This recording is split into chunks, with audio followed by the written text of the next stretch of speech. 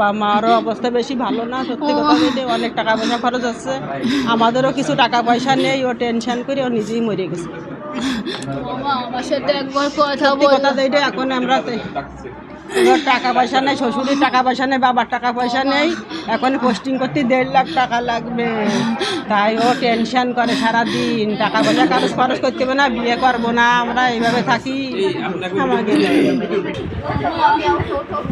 মামা একবার বলে গেল না মা, আরে ওর কি হয়েছে মামা, মামা মা আমি কি করবো মা?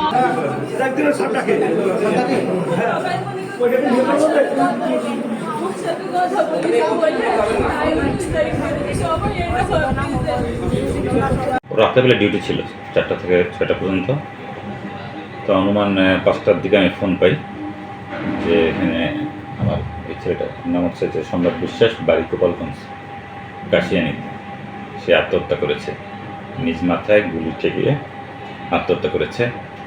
আমাদের কাছে ভিডিও ফুটেজও সংরক্ষিত আছে।